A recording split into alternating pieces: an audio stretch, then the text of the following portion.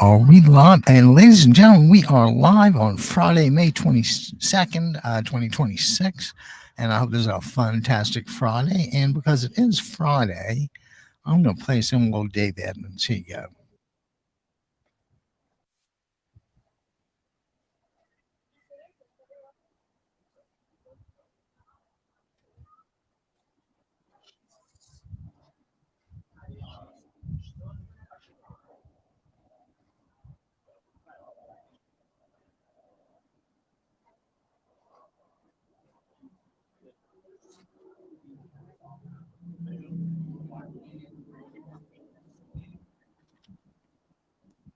All right, guys, I think you kind of get the drift of that. It's almost Saturday night on Friday, or so saith Dave Edmonds. And if Dave says it, trust me, it's the gospel. And I want to start today. I I do this periodically, and Ada Roseno is a local politician I mention almost daily, and Ada is just a huge asset. She's running for election from the to the state assembly in District 67, and Ada is just an American success story. I came here with her parents, refugees from Nicaragua, gets a job at a hotel, uh, organizes the workers, forms a union, becomes president of the union, and just goes on. And former chair of the Democratic Party of Orange County. I mean, is that not an American success story? How can anybody say anything bad about her? And this is how they do it. Let's see here.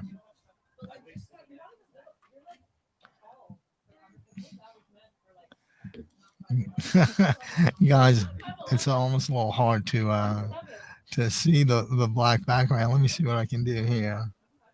Oh, there we go.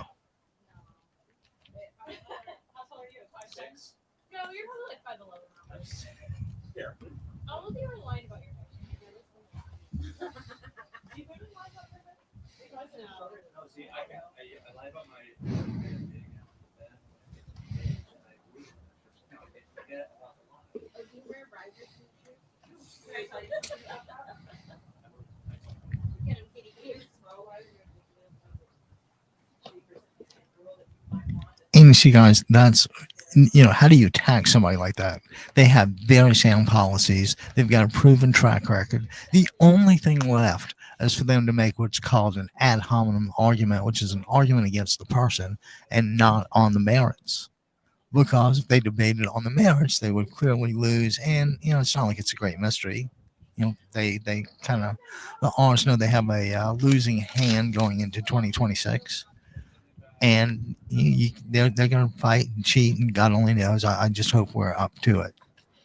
And as you guys know, we usually start with kind of a check in with the New York Times and the Financial Times, and it was funny. I said the New York Times has like 6 headlines or 6 columns on the front page, 6 items rather on the front page, and the Financial Times only has 2. And of course, my preference is the Financial Times, but the New York Times is the official or unofficial America newspaper of the United States. I mean, who else do we have to really inform us about the things that the government and others don't want us to know? I mean, this is about freedom of the press, the First Amendment. And by the way, there's a reason all that was in the First Amendment. Way back when, in the days of ye old King George, ye old King George had to take a look at what you wanted to print and then approve it or not. So you can imagine just about the only things that get printed were I don't think they had grocery sales back then, but you can rest assured everything that came out was carefully controlled by the king.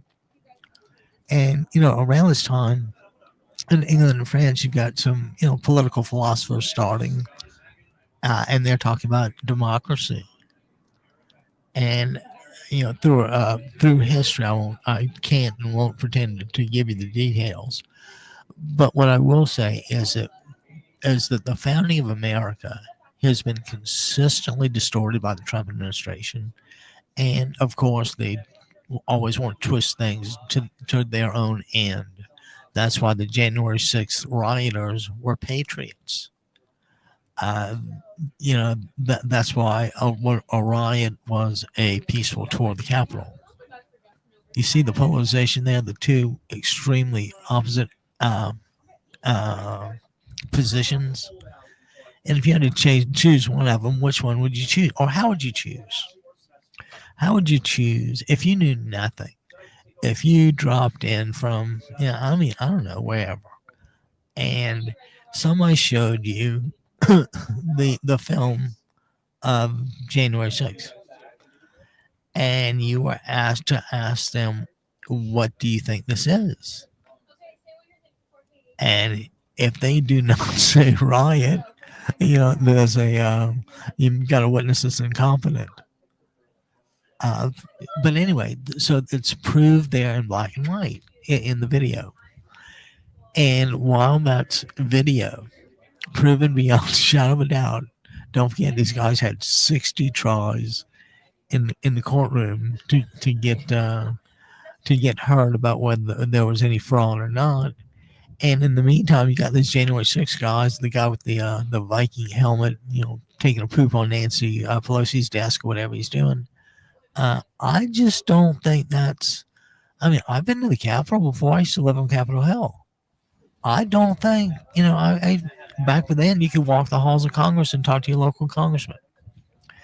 And I just don't think that what I saw what I saw on January 6th was anything like I've ever seen, in Washington, D.C. So who's credible and who's not? Who's worthy of being believed and who isn't? Well, usually the side that should be believed is the side that has a better argument with supporting evidence, documents, whatever it is. Because without evidence, well, you know what an argument is without evidence, don't you? Well, in the South, there's a little kind of colloquial word. It's called bull skating, and you don't want anybody to be bull skating you. I'm sure you get it now. So with that in mind, and then the New York Times, God love the Oaks or the Salzburgers or whoever is running the show these days. But the headline, sidestepping the rules, Trump serves who? Himself.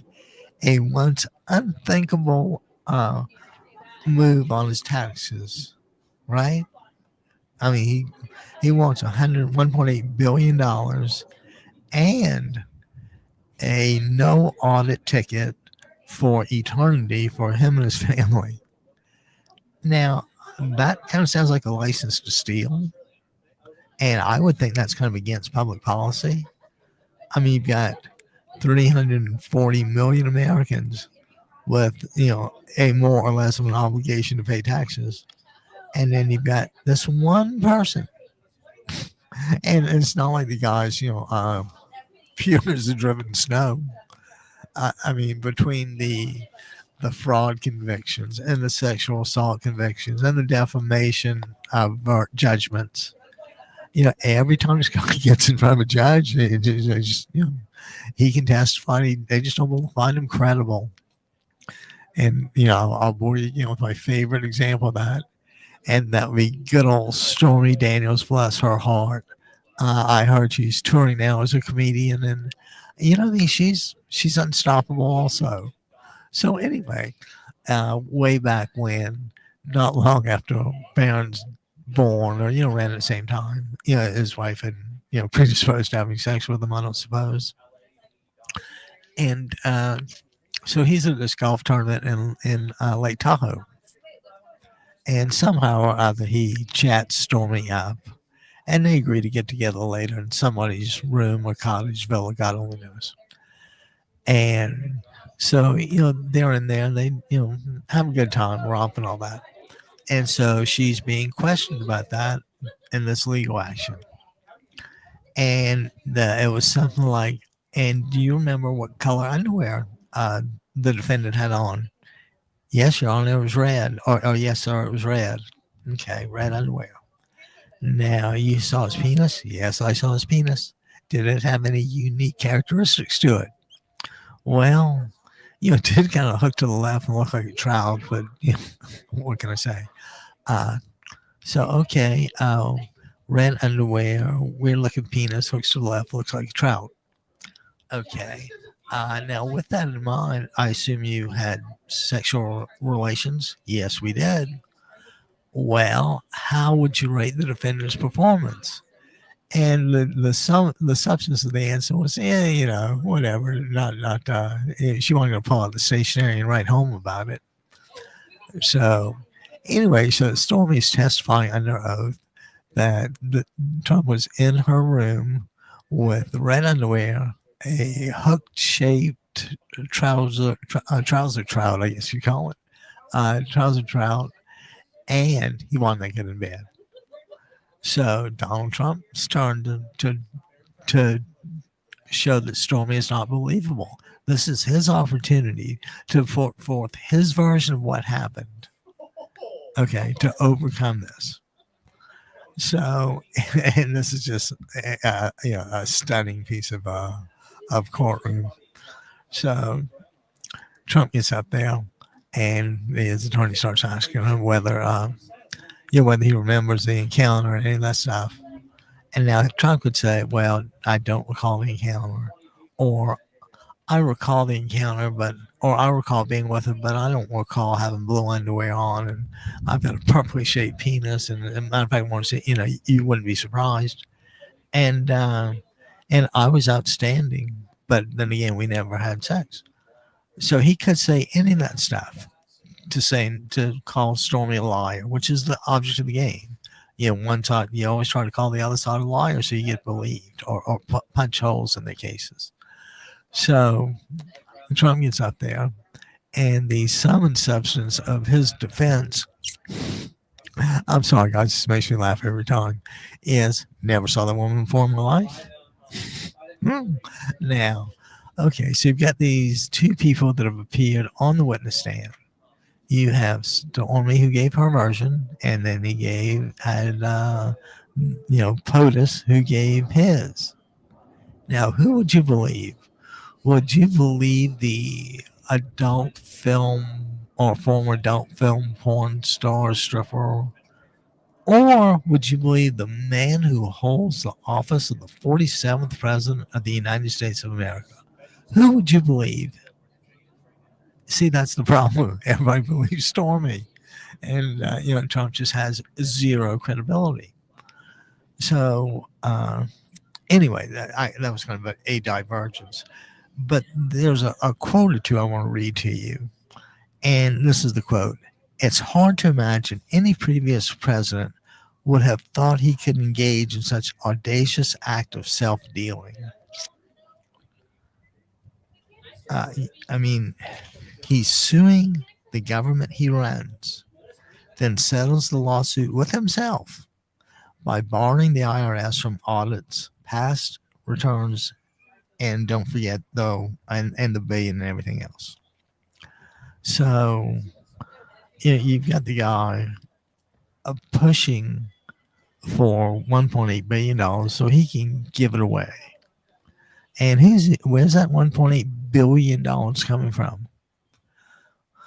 Well, guys, at some point, it's a taxpayer just like you and me. Who's funding that idiot?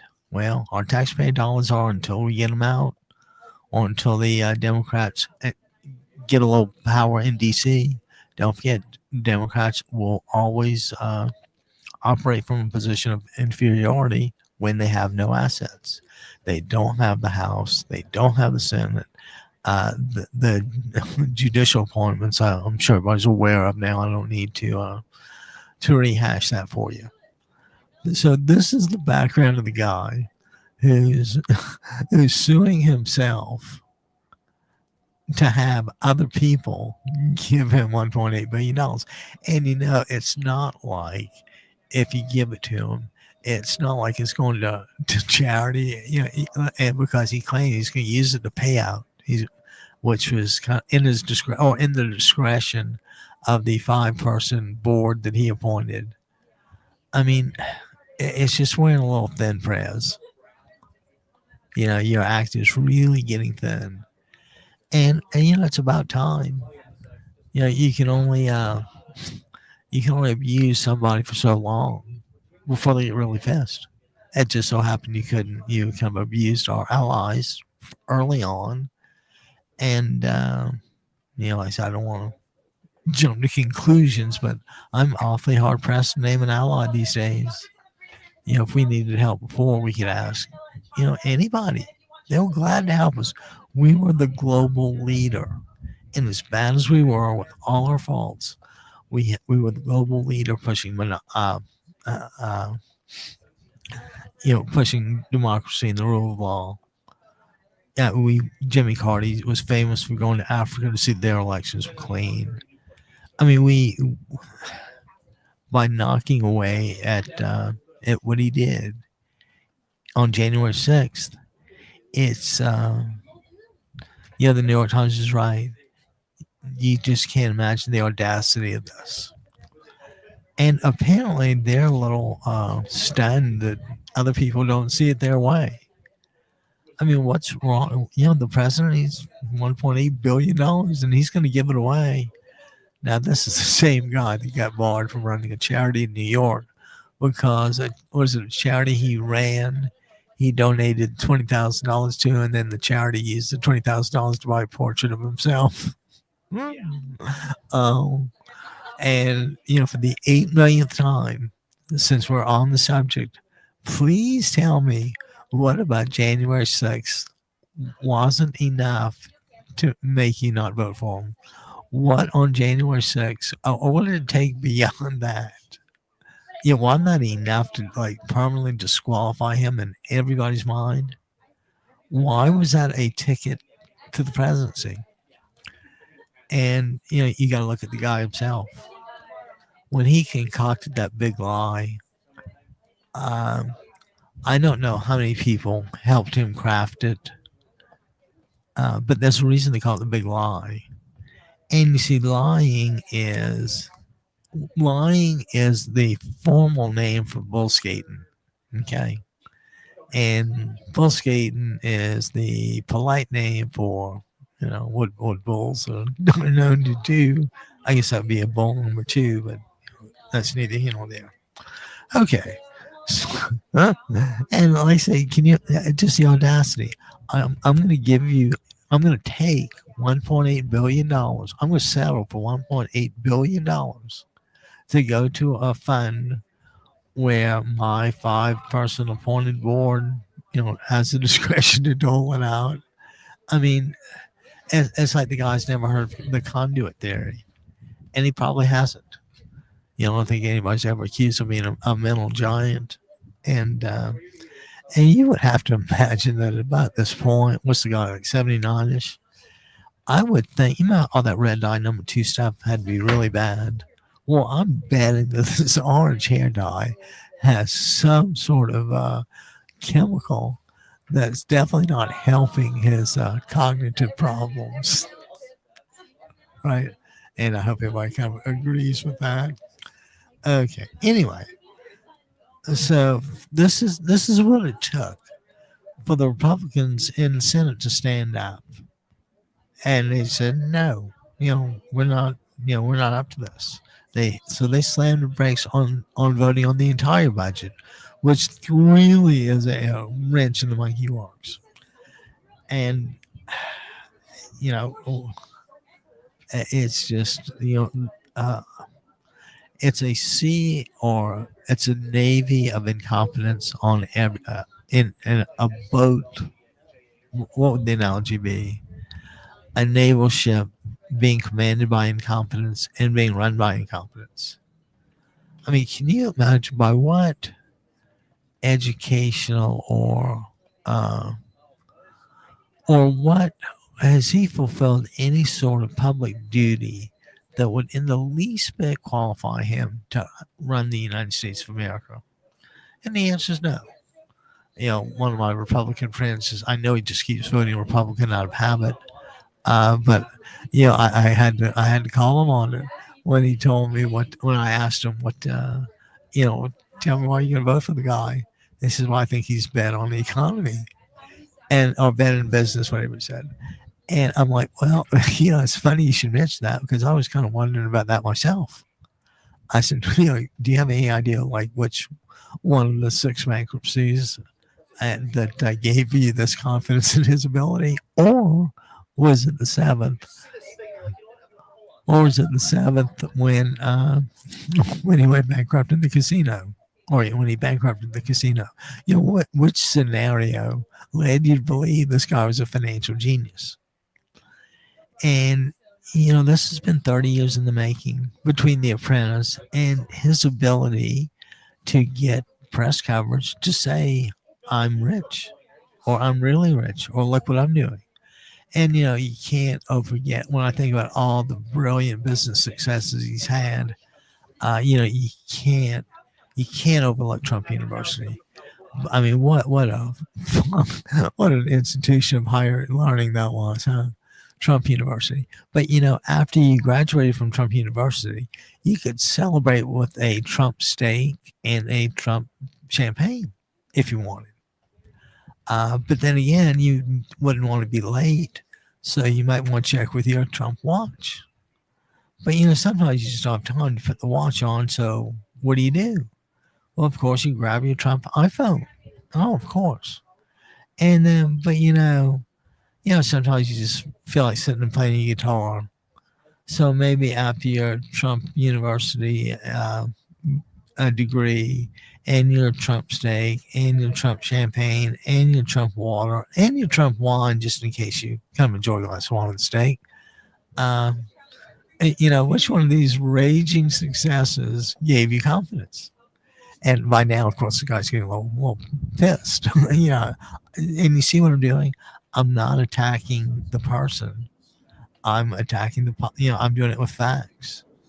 I'm not saying the guy's, a worthless POS without being able to provide some sort of evidence. And why do I provide evidence? Because I want to be credible and to be believed. You see? And when you look at what the other side tends to do, if you think about the old term smoke and mirrors, where there might be some movement, there's just really nothing there. Uh, the Republicans love to make arguments like, well, why don't we enforce the law that's on the books? Well, because you won't fund it. That's why. See, Republicans never repeal a law. They just or close an agency. They just don't fund it. So they let it die a slow, painful death on the vine, while pretending to be so pious about why don't we enforce the laws we have? And after a while, the stupidity is just it's just overwhelming. And while we're on the subject of overwhelming stupidity, this exhausts me no end. But there's a South Carolina congressman, what's his name? Ralph Norman. And Ralphie Boy is absolutely convinced that it was all staged, that they were all actors and the police didn't get hurt. And it was just a peaceful day at the Capitol, normal day. And he says, well, sure, that's what the tapes show, but that's not really what happened. You're like, what did you say? Are you saying that the film that was taken is not what happened? That's what I'm saying.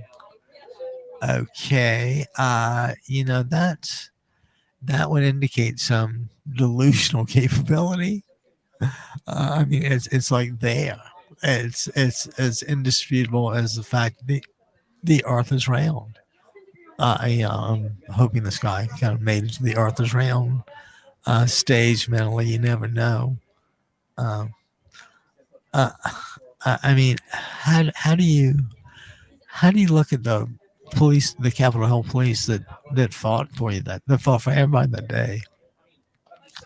And how about let's hang Mike Pence? And Trump's like, good idea. And you guys still voted for him. I mean, do you kind of get? Are you seeing the depths of your stand, or how low your standards are, if you have any at all? I mean, if your standards say like only one insurrection, don't you think you need to reconsider that? One insurrection per person. I said, just tell me what happened to the guy that pooped on Nancy Pelosi's desk, and let's hope he's not in jail. But we all know they've been let out by Trump, and everybody's just waiting on their big payday. And it was reinforced to me that while we may just be hearing about a lot of this stuff, the Republicans have been working on versions of 2025 since the 70s. I mean, this isn't an accident that's happening the way it's happening. I think Trump was like the most useful idiot they could ever hope for, and I think that's when the plan went into high gear. And we're, now we're seeing the deal with. Oh, and how about Bezos? So he found Trump to be more mature than the last time. When's the last time you found a 79-year-old guy to be more patient than somebody else? Usually you will test you at that point, a more mature version. Let's see, was he mature when he snatched Maduro in the middle of the night? I would think a mature person would try to work that out somehow. Don't you think that he wouldn't necessarily bomb Iran while they were having negotiations? But the implications of what he's done is just so devastating because half the solid negotiating people from the State Department are gone. He just lets them go. Oh, we don't need them.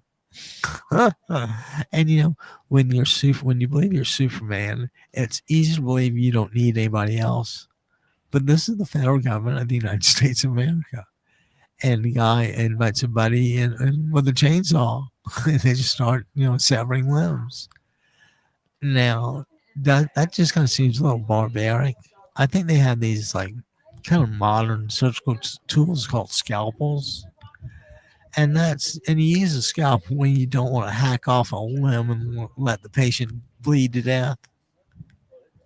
And see, that's the problem. The enablers have never seen that happen because nobody else will let it happen. Nobody else would invite Elon Musk to have an Department of Governmental Efficiency.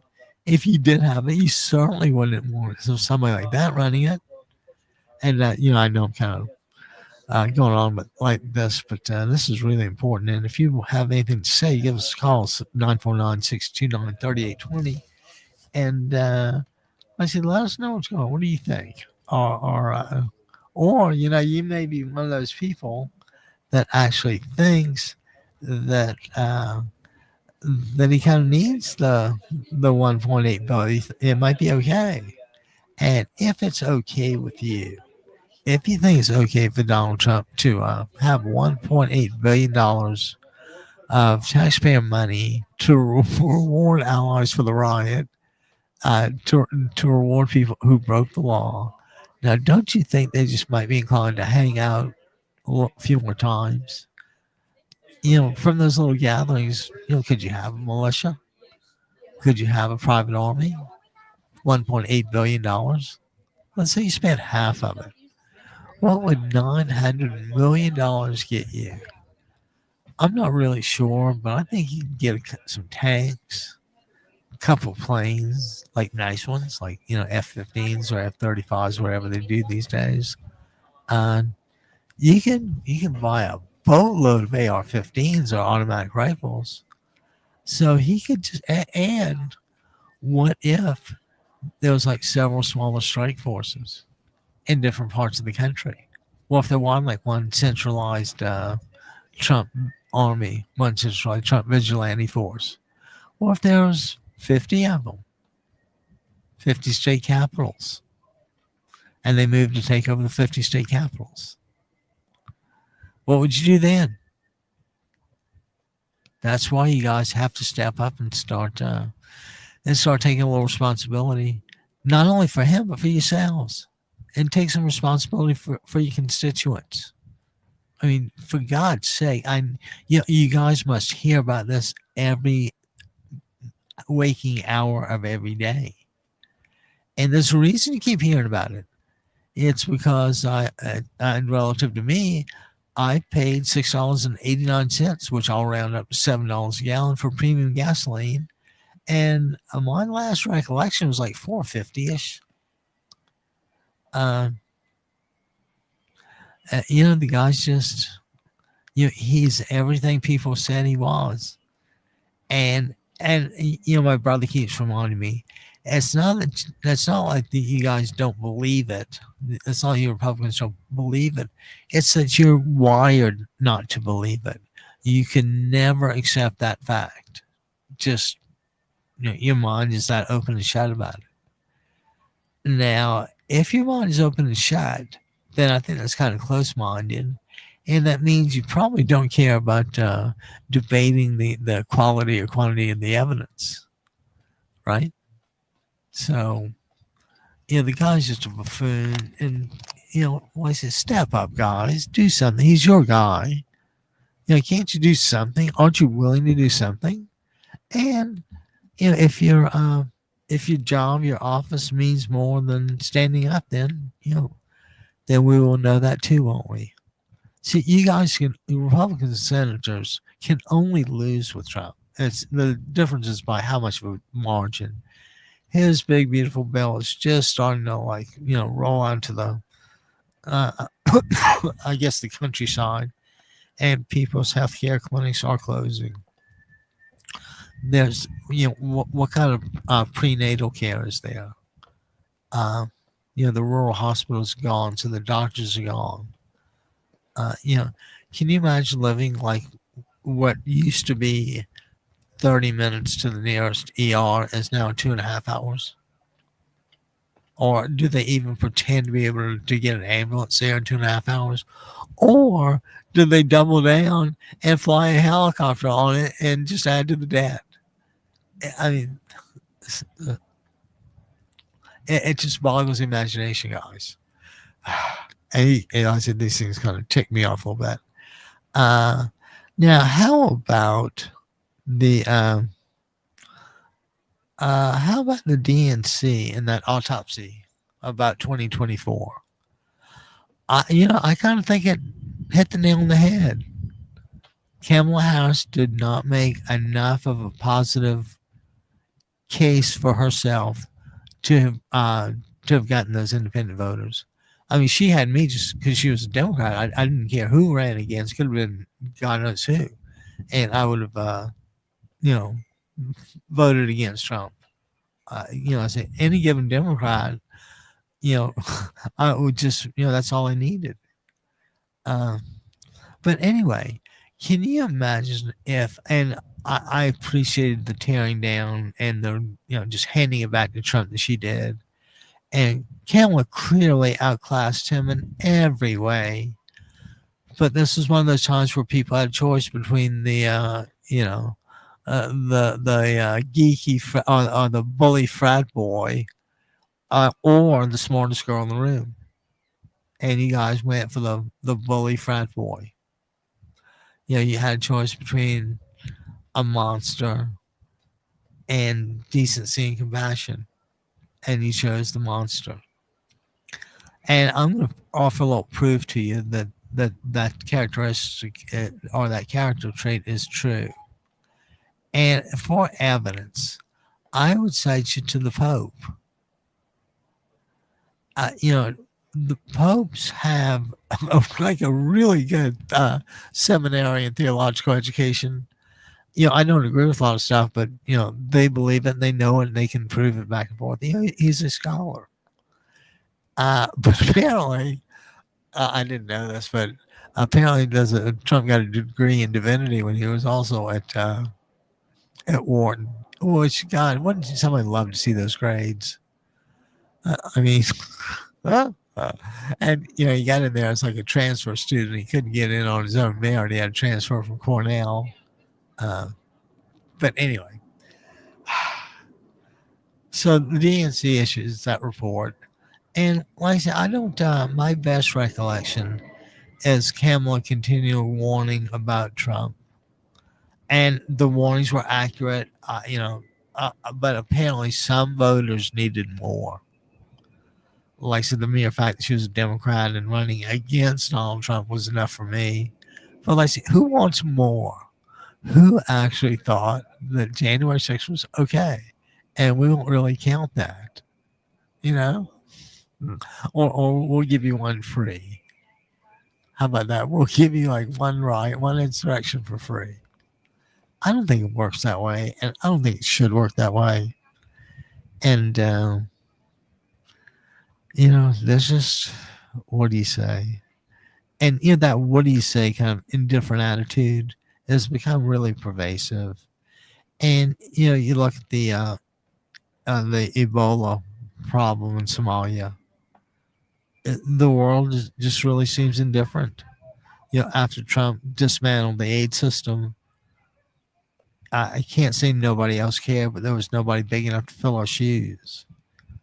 And so you have these illnesses that become contagious, that become epidemic, that may or may not have a vaccine. Um, and again, for a party that keeps resorting to Christianity as a shield, my position is I will use Christianity as a sword. Did you do what Jesus said about feeding the hungry? Well, no, I took their food stamp benefits away. Okay, scratch. They didn't feed the hungry. Did you clothe the naked? Nah, that's not what we do. No, no, no. Okay, so you didn't feed people. You didn't clothe people. Let's see, what else? Oh, I know. Did you ever provide shelter to anybody? Maybe even in a storm just once? Nah, no shelters. No. Okay, so let me get this straight. You didn't feed the hungry. You didn't clothe the naked. You didn't heal the sick. Uh, I'm getting a little hard pressed to see the actual Christianity in this deal. Unless if anybody else has a thought on that, give me a call, 949-629-3820. But you got to admit, the hypocrisy and inconsistency are just staggering. And while I may think that it's funny from, an academic standpoint, the truth of the matter is that everything we've talked about is devastating in its own way to the recipient. I mean, can you imagine the parent, and I'm going to say single mom just because it happens a lot, and maybe her food stamps get cut from $80 to $50, with a couple of kids. Oh, and don't forget, somewhere in there, there's like health. I mean, how do we begin to look out for those who come after us? And there was a thing here. Where did I see that? Oh, I know. It's also from New York Times that thousands of New York City jobs will be lost because of AI. I mean, can you imagine that? Just mass unemployment. And, it's awful. Starting to get that kind of 1930s Great Depression vibe to it. Because Trump never, he might walk away from the plane crash, but nobody else will. And so when this thing crashes, it's going to be devastating. And I'll give you another example. How many banks or mortgage companies are there out there? A cajillion, right? And how do they make money? Well, they make money selling the mortgages, relying on people's promise that they can and will pay the loan back at these amounts at these certain points in time. Okay, that's well and good. But let's say you had these like thousands of unemployed people all over the country. And what if the demand for those houses drops? And let's say, what if somebody puts a house on the market and I'm going to pick $400,000. And the reason I'm going to pick $400,000 is that's what a decent place costs, like in the middle of, godforsaken Utah. Okay, $400,000. So you get the mortgage and you pay it and all that. And then, let's say you something happens and you want to sell it. But because there's so many people displaced with AI, there's nobody willing to buy what you want to sell. So what choices do you have? Well, the obvious one is to drop the price and keep dropping it until it gets an offer of sales. Okay, so let's say they do that. Let's say the $400,000 house it finally finds a buyer at, I don't know, let's pick 250, $250,000. So it's that 40% discount.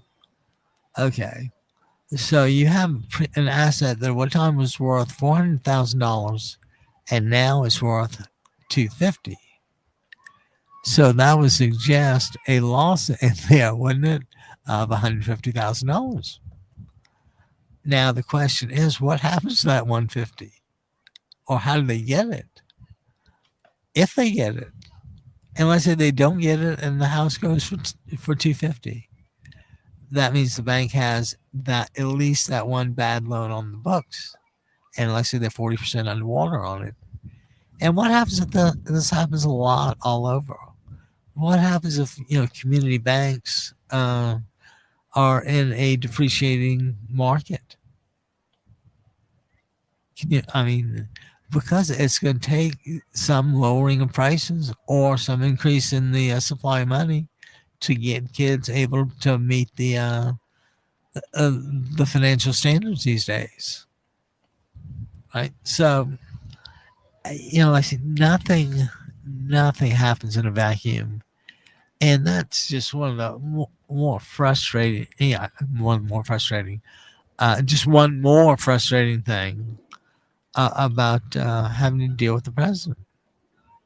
And I wish there were other, and I usually call it like that orange tinge subhuman being in the White House. But at this point, everybody kind of knows how I feel, and I don't want to spend a whole lot of energy like that. But I do want you to know where I come from and why.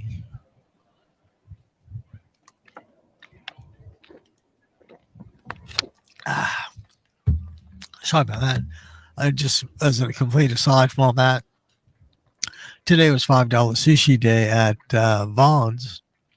So I stopped at the Vaughn's on 17th Street, got some of the old California crunch roll, a little potato salad.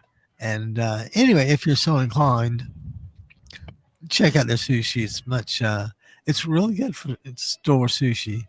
And that might be the difference. I had tried sushi from Sprouts where I really like the sandwiches, and it just didn't taste right.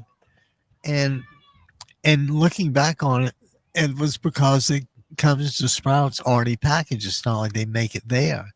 And at Vaughn's Pavilion, like I said, the cheapest store on 17th Street, they have a sushi counter and a sushi maker. And while most of the and I always thought the origin of sushi and all that was a Japanese thing. Um, I don't know how why, but all the sushi makers at Vaughn seem to be Chinese. I'm sure there's some relationship somewhere, but I just kind of one of those things that made me kind of wonder. All right, moving right along. Uh, how about and let's just kind of chat about Cuba for a second. And you know who's starting to step up and support Cuba? That's right, Xi and Putin in our 90 miles off our shores. Or 90 miles from Key West. I always kind of wonder whether Key West ought to be part of the U.S. or not. It's kind of an out there place. But anyway, so Xi and Putin are lining up against Trump in this hemisphere, 90 miles off the coast of Key West. Does that kind of, that doesn't give me the warmies or anything, I got to tell you. Uh, but again, my brother has this motorcycle guy he looks up to, and the motorcycle racer just, when he needs to explain things, sometimes he'll just go, and in the end, it's like this. I mean, things are what they are. As much as I hate that kind of talking, I take a larger view of that, and then it means that things have to be dealt with, even the unpleasant things. And as soon, the sooner the Republicans get around to the unpleasantness dealing with Trump. Yeah, and he's unpleasant anyway. He's unpleasant if you deal with him. He's unpleasant if you don't deal with him. I mean, I've yet to figure out where the fear comes from. I mean, are you that? And I know some people in jobs are genuinely afraid about losing them. But and it's easy for somebody else like me to sit here and say. But I just want to keep reminding everybody of I think this was Edmund Burke, thoughts on the causes of the present discontent, and he was talking about the American Revolutionary War, or what will soon be the American Revolutionary War. And his position was all that, and this is, just think about how simple this is. All that is necessary for the triumph of evil is for good men and women to do nothing. Now, if that's not a command or call to action, I don't know what is.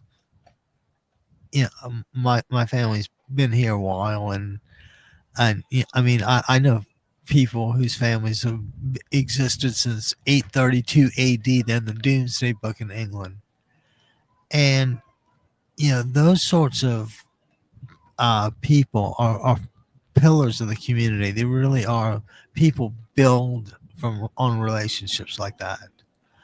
Uh, and it's just so nauseating and sickening to see what Trump has done to our relations around the world. I mean, please God, tell me where we can find an ally. I say ain't gonna be Canada, ain't gonna be Mexico. South America's pretty doubtful. Uh, how about England? Nah. France? No. Spain? No. Italy? No. Turkey? No. Let's see, Norway, Sweden, Denmark, no. Greenland, a big no. Yeah, and it just goes on forever. And you got to remember the key words from the first headline: sidestepping the rules.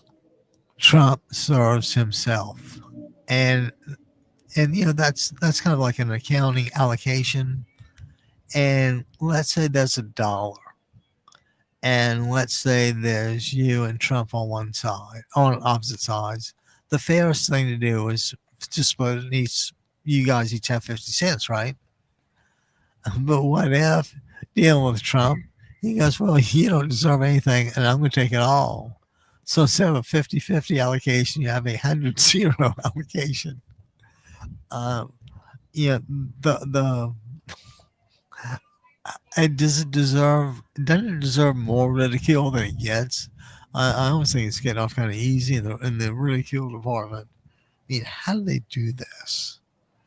So anyway, the thousands of jobs lost in New York City with AI. Well, what about L.A., Pittsburgh, Miami, Cleveland, Detroit, Alabama? Yeah, and I've got a theory that the Southerners generally aren't as bad off in hard economic times because people still grow things. You can still go in the country in the summer and just kind of buy whatever's fresh. And I said, but New York City, those guys don't grow too much there, do they? I mean, they might grow a little indoor pod or a little indoor this and that, but I don't think they're cranking out those tomatoes like like the good old shed on John's Island would. Uh, I love doing that. Okay, so you got the AI. And by the way, does anybody not realize that all these AI bets in their own way are what's going on Wall Street? And I'll give you, for instance, let's say people may not have enough money to invest directly in ChatGPT or OpenAI or Anthropic or Gemini, whatever it is. Let's say people don't have enough money to make those kind of big time investments. So what would plan B be? Well, how about this? What industry sectors are more likely to depend on AI workers, right? And once you know that, once you kind of figure out the rules of the game, you know which side you're on. But it's never good deal for society when thousands of people lose their jobs, and they may well have had a hand in training AI, and it's kind of like you're teaching your opponent how to kill you, and that's, I mean, can you imagine getting laid off by an AI physician? I certainly can. Like Meta laid off 8,000 the other day. Yeah, 8,000 here, a couple thousand there. Before you know it, you're talking, substantial part of the working force. So, and it's awfully good to know Trump really doesn't care. And I mean, yeah, you know that Mad Magazine Alfred E. Newman guy, the what me worry, and I mean, if I made $30 billion this year, I probably wouldn't worry about much either. I'm like, my biggest worry if I had $30 billion would be how to spread it around enough so I don't lose it in one shot. That's why I have to go through a few different accounts to lose it. Oh, I kill me. Okay. Oh, ooh, ooh. And how about this? You remember not long ago when those college Republicans got caught on tape with those racist and anti-Semitic remarks? Well, the problem was that apparently some of the upper people and advisors thought that was funny too. Uh, so the college Republicans have, I think, like an image problem, a brand problem. Now they probably ought to go talk to Donnie Deutsch. She's really good at that kind of stuff, but I'm hoping Donnie wouldn't take your dirty money. But on the other hand, Abby Kaufman has no qualms about it. Give him a call, 949-629-3820. Visit the website, democracyradionetwork.com, and you'll see, if you scroll down a little bit, you'll see the live stream link, which is just what I said. Click to watch. Oh, so God, my throat's just killing me.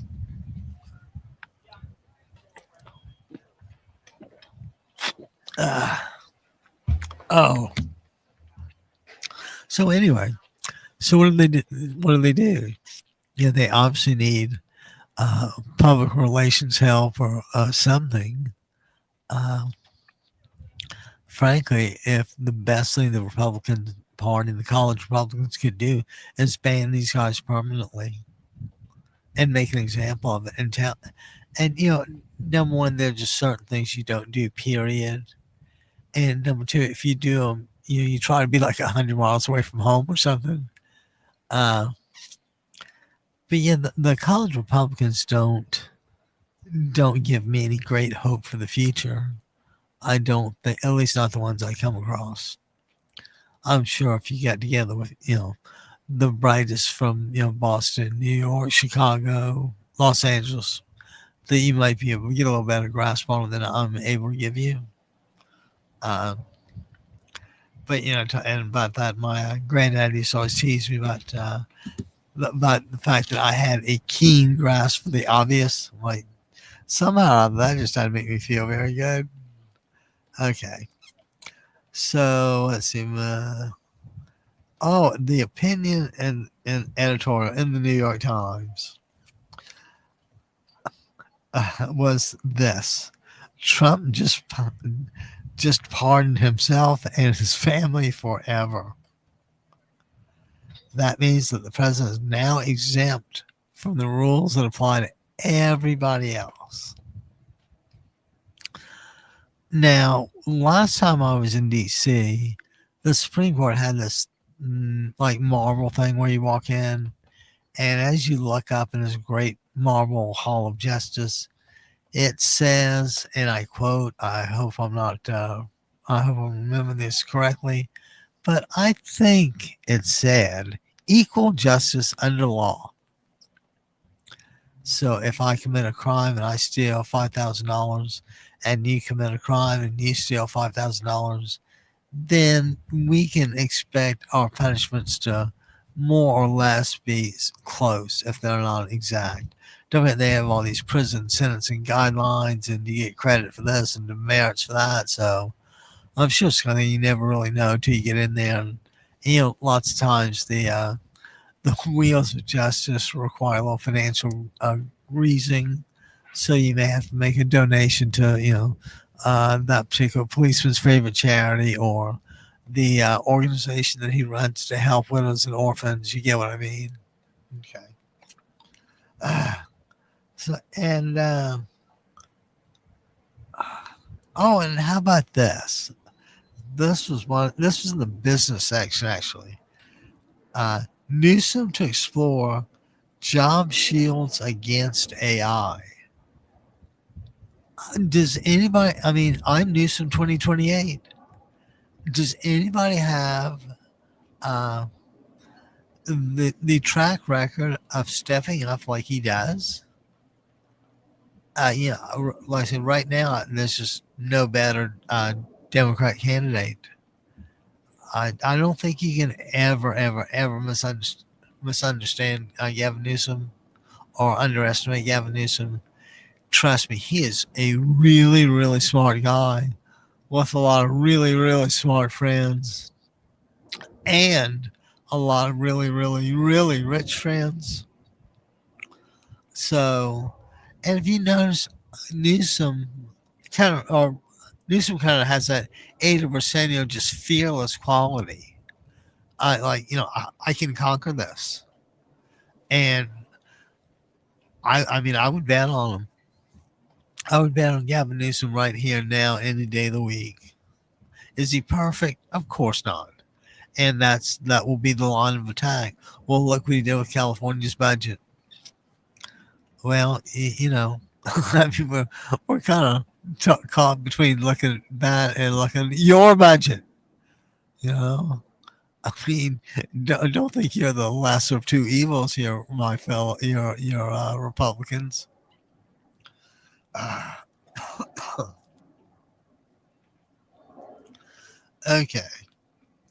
Now, just remember, I said that if the stock market wasn't trading completely on AI stocks themselves, how people are making bets on companies that are more likely to make use of them, and therefore, be able to fire employees and make a better product. But this is from the Financial Times today. SpaceX, OpenAI, and Anthropic IPOs are set to ignite Wall Street trading fever. And I'm sure they're right. I cannot imagine the billions of dollars that's going to raise. And can you imagine Elon Musk, the first trillionaire? Now, I don't think very highly of Elon Musk, but you can't ignore that sort of genius either, particularly when it has an evil streak to it. Like I said, we stand to lose too much. But so how about those IPOs? SpaceX, OpenAI, and Anthropic. Those, I mean, how much are those things going to generate? I'm kind of partial to Anthropic. I think that's the best one out there. But the smart person would diversify and buy a little bit in all three. I tend not to do that. But I mean, like I said before, only governments had the financial resources to fund a space program. Well, meet Elon Musk. He has more than God knows how many nations' GDP. And I said the guy's not stupid.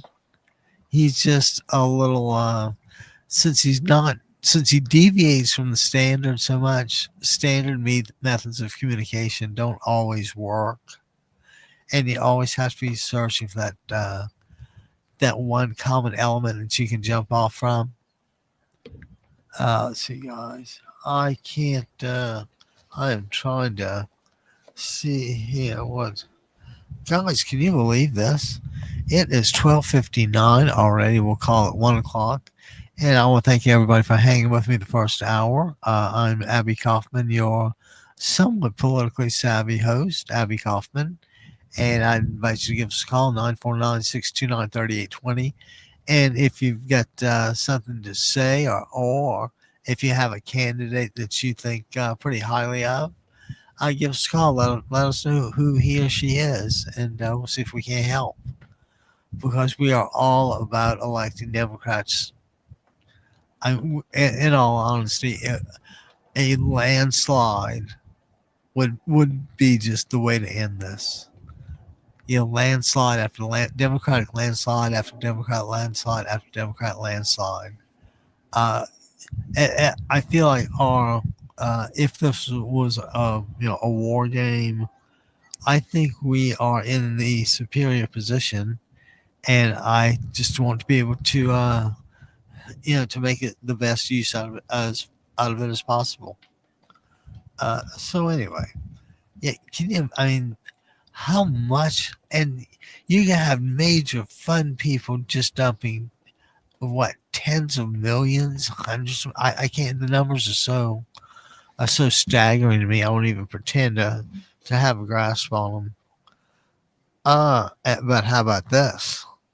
Saudi Arabia curbs consultancy work and delays payments as the Iran war cost bite. Huh.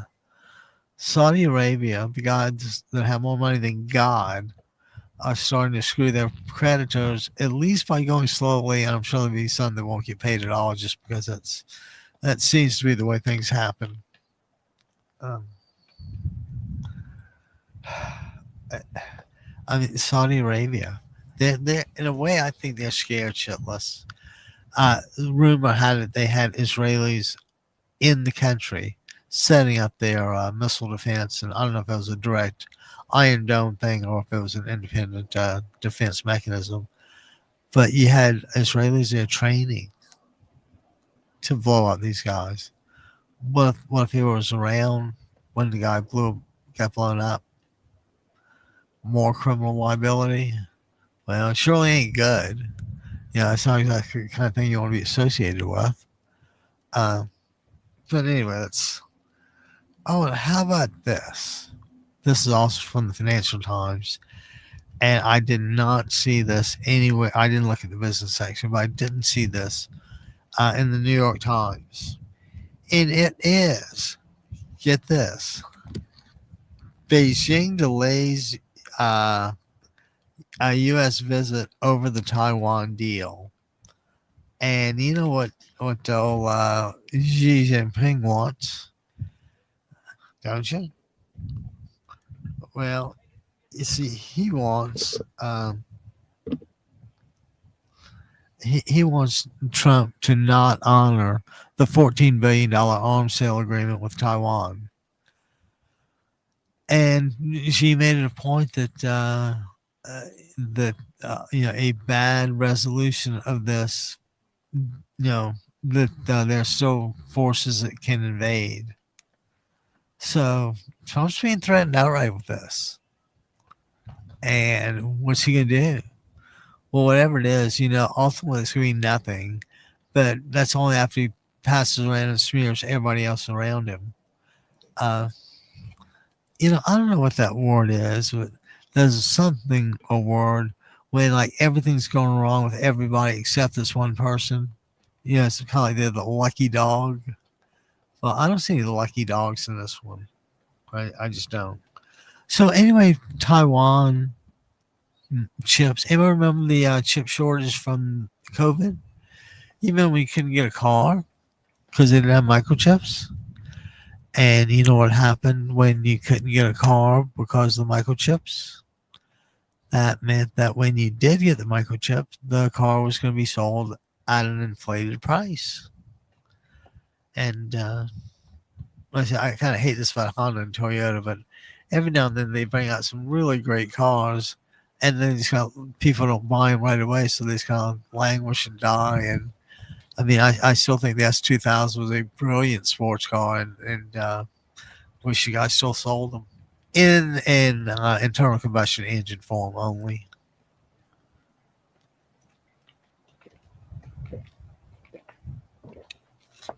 uh, I'm not a diehard environmentalist or climatologist. I do try to do what I can. I do realize global warming is not a hoax. I do realize it's ruinous uh, physically as AI is ruinous socially and economically. Mm. But yeah, Xi is pretty much saying we don't want you to sell us arms to Taiwan, and if you do, we're gonna look at it like an act of war. And I am sure that Xi said enough to make Trump aware of what was going on. Now, whether Trump is smart enough to do anything with it is an entirely different question. But it's been asked. So, so yeah, what will he do?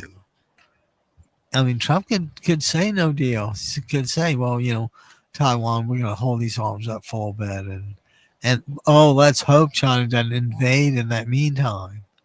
Uh, it just it really is a sea of incompetence, and I shouldn't use that because a war of so war being waged by incompetence. The I can't believe that General Kane didn't didn't include every given scenario when he war gamed this out. But instead, what you have, and you guys see it as well as I do, as somebody that doesn't have the intelligence to make a plan or analyze a plan or stick to a plan. It's just I talked about gastronomic justice. The better the breakfast had, the more likely your client is to get off in the morning. So there's a lot to be said for how you catch the judge. Just as kind of an aside from all that. Um, but yeah, China and Russia are supporting Cuba. It's like he just can't get out of his own way, or it's too stupid to realize. Oh, and how about this? Now, how about the Japanese car maker BYD? They do electric cars, and as I understand things, they are. I think they sell them in England, and I think they're pretty cheap. I don't think they're like the highest quality in the world, but they were facing a problem about how do they lift their brand profile? Uh, how does BYD go from being BYD China car to BYD? Geez, I want one kind of car. And to that end, I'll give them credit for it. They're going to field the Formula One team. Uh, and the sooner the better. I'd like to see what you guys can do. I don't think you do very well. Uh, but yeah, come on, join the sport. Let us know you might like it after all. You might feel like staying for a while. Kind of doubt it, but you never know.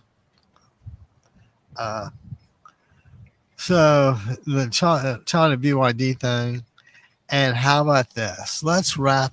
I don't know if we're gonna wrap it up. It's a little early. Uh, how about the final, or how about the opinion section of the Financial Times? And it says Trump's egregious deal with his own Justice Department. So, it might not be on the front page of the Financial Times, but it's clearly a topic of conversation. And guys, don't forget, multiply what this show is, and multiply every person you hear, that might be a little upset about all this. Think about it around the world. Everything's instant, everything's now, and people in Australia can react to this in real time. And I'm glad we're far enough away that they won't react with a "welcome to the neighborhood" drone. You always got a little wary when you move to a new neighborhood in the and there's a drone hanging out. Uh, I just thought I'd share that. Nothing. Don't take it too personally. Just something else to be aware of. And guys, give us a call 949-629-3820. and let us know what's going on in your world on this Friday afternoon. I hope the weather's nice. Everybody on the East Coast starting to get ready to go home and enjoy that long Memorial Day weekend. And we'll make it. We'll see you Monday, and same bat time, same bat channel. But in the meantime, I want to talk to you a little more about the green part of Joe Biden's legacy. When Joe Biden had his guys look at the Green Energy Renewal Act or whatever it was, I had always felt that it was a forward-looking view. Gosh, we've got this problem. This is how we solve it. And we're Americans, and let's go. On some level, that appeals to me a great deal. We are Americans, but we can't be stupid Americans. We can't be stupid Americans anymore. Whether it's, it's funny. It's a self-fulfilling prophecy. Trump gets rid of the negotiators and the State Department almost. And what will happen is we really need negotiators and a State Department. I say between Maduro and Putin and Russia. And, this is just. And they know they do it. They know what a distraction is because, how long can you keep focused on old abuses when the new ones to take their places daily?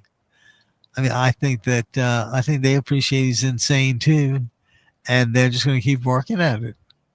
That's the wisdom of that escapes me completely, but yeah, I know.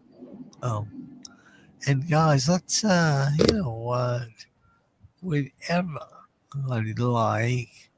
Let's hear a little more. Let's hear a little more Dave Edmonds.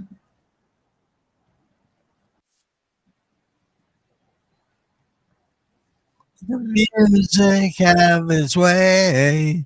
Let's steal your heart away. Outside is rending. The night train is bringing me home. Hear that locomotive getting ready to ride. 'Cause it's almost Saturday night.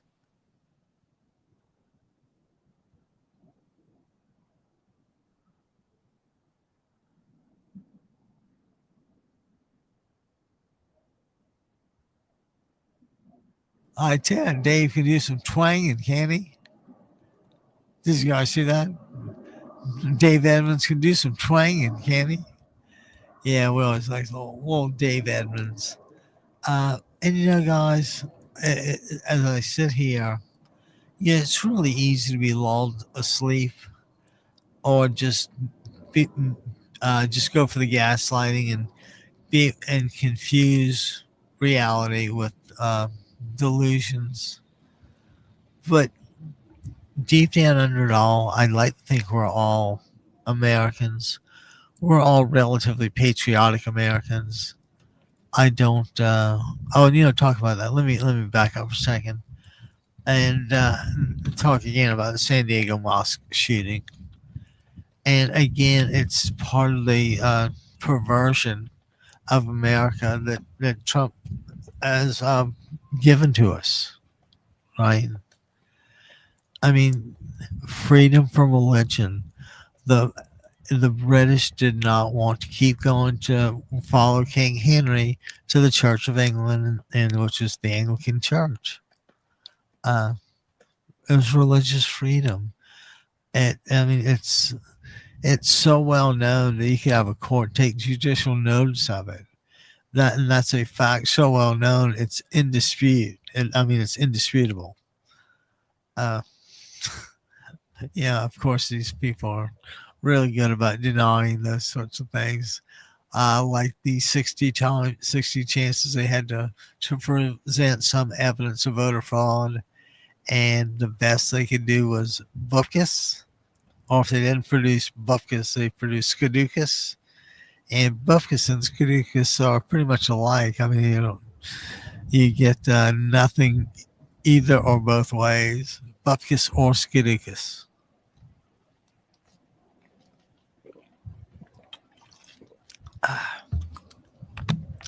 Sorry about that, guys. I have no idea why I'm so dry today, but or maybe it was the soy sauce in the sushi. God, the sushi was good.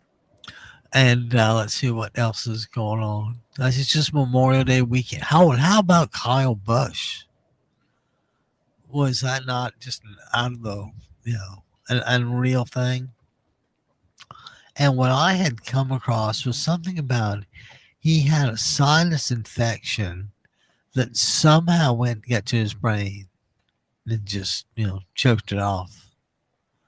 Uh, so Kyle was my driver, and like I said, when Kurt came along and said, "You think I'm good? Wait till you see my little brother."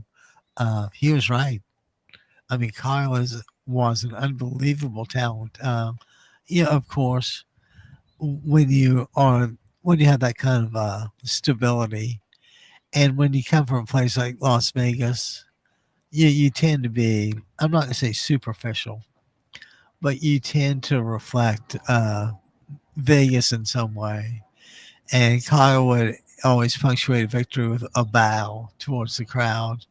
And, of course, it was overdone like everything else, but, the crowd liked it and Kyle liked it. And keep in mind, I think there are some guys that are just genuinely dirty racers, but I think there are other people that just race hard.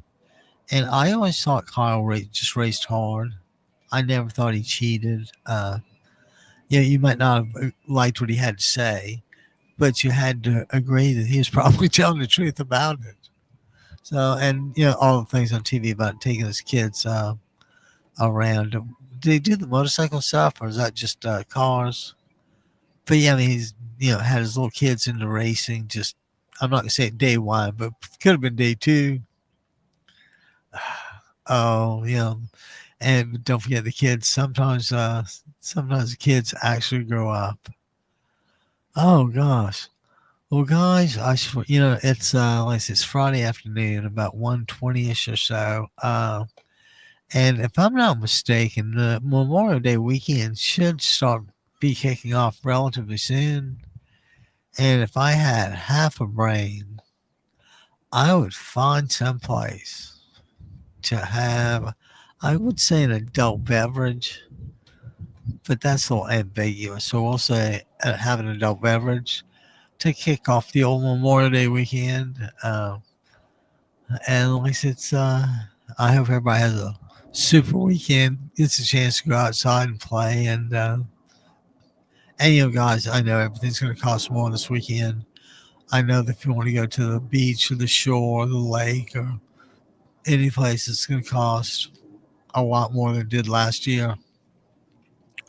I can only hope that people manage to have a good and fun time anyway, and to remember that the purpose of Memorial Day is to thank the soldiers that died so we could be here. And not only about the soldiers that died, but what about the ones that got maimed and came home with one leg or no arms, or it's about Memorial Day. Remember, it's been a long time since America's been through like a real war. And I want to say Vietnam was probably the last real big war. Since then, there have been a few conflicts, but not kind of bogged down like that. So, I say I'm a diehard optimist. I'm convinced that we'll come out of this. I'm convinced California will lead the way. And if there's anything I can do to make sure I'm 100% right, I would do it in a heartbeat. Like I said, the other paths are just too painful.